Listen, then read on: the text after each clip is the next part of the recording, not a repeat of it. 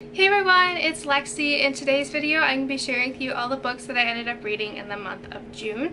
So without further ado, let's get started. June ended up being a very busy month for me. I started my clinicals, so I've been very busy with that a lot, so it's kind of consumed most of my time, but I was able to read 3 books, which I think was pretty good because usually during the school year I do read about 4, so this is kind of within that ballpark.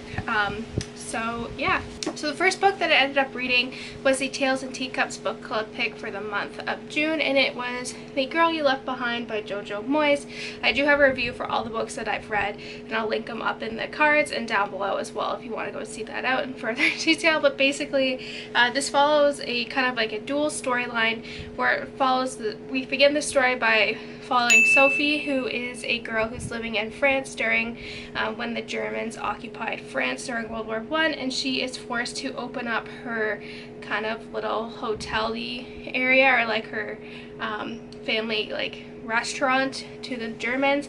And so while she's there, the commandant, who's kind of like the head of the Germans in her town, kind of becomes obsessed with this picture that was painted of her by her husband, and then it kind of takes off from there.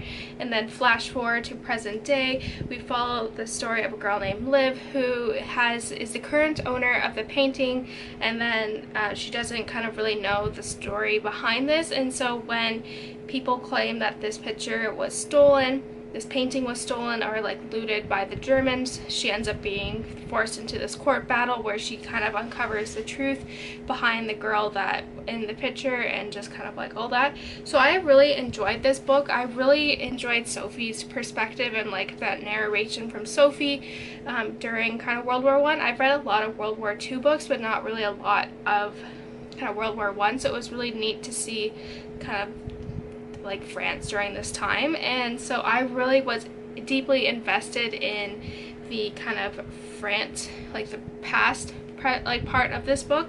But once it switched to present day, I found it, the first like maybe quarter or half of it was very choppy. The writing, it was really awkward, and it took me a while to kind of get in, like kind of engrossed in the story. I didn't find the characters to be as likable as Sophie and her family, so like I did find those parts to be dragging. But as Liv kind of uncovers more and more about kind of her, like the story behind the girl in the painting, I really enjoyed it, and I like the little twist at the end and like all of that stuff I found to be really interesting. So overall I gave this a 4 out of 5 stars. It was really good.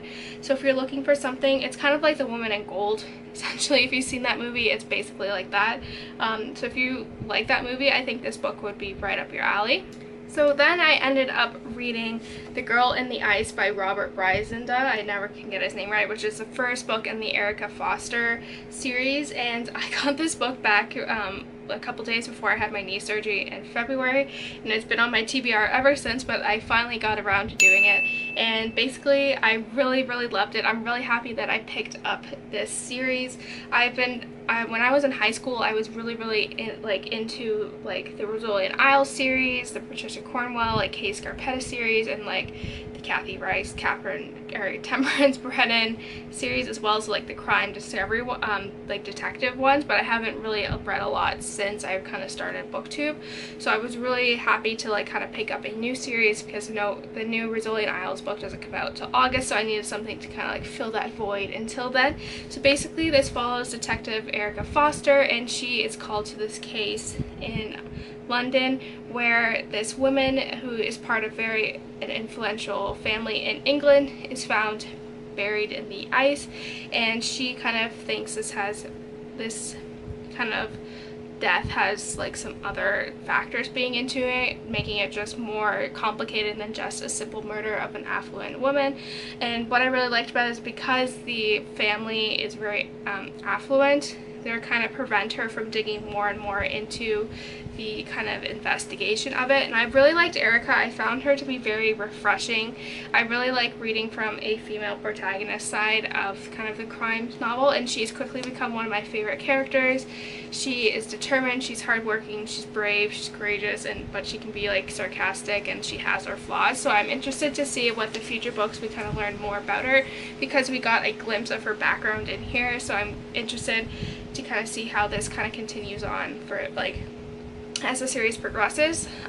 This is a fairly new series, so it was nice to see something that took place in present day, because the other series that I love so dearly kind of started in the 90s, so like it's a little dated in terms of like the technology. So it was nice to see something that kind of took place in present day. And there's only like 3 books currently out in this series, so if you're interested to kind of get into this series, it's not very far along, so it doesn't take much to kind of catch up, which is really nice. I cannot wait to get more books in this series. I just want to finish a couple more books on my TBR before I kind of let myself kind of get more books. So yeah, I really enjoyed this. I gave it like a 4, like a higher end of the 4, like a 4.5 out of 5 stars. I really enjoyed it.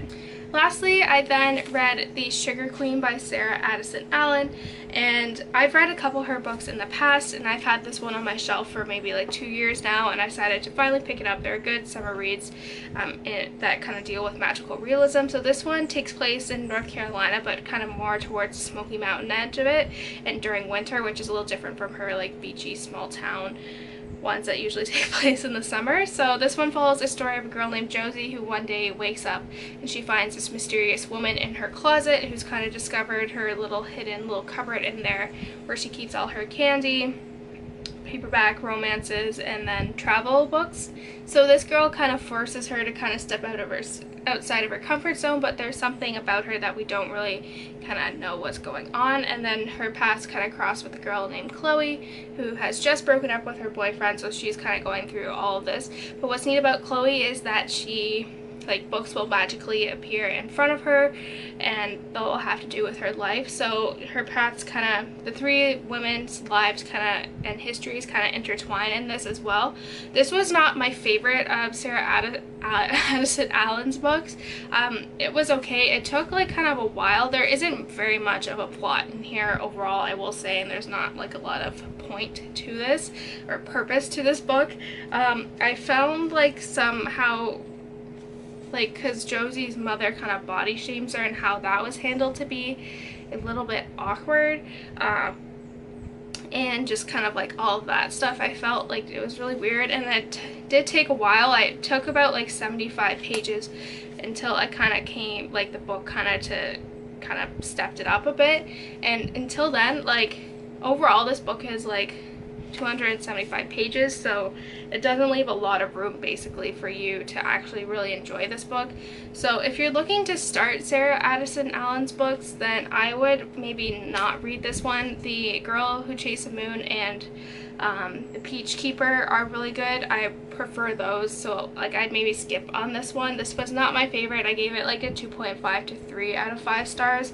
It wasn't the best. It didn't have a lot of purpose to it, so overall it was just yeah. So that's it, guys. I hope you enjoyed this video. Let me know in the comments below what you felt about some of these books, or if there's any books you think I need to check out.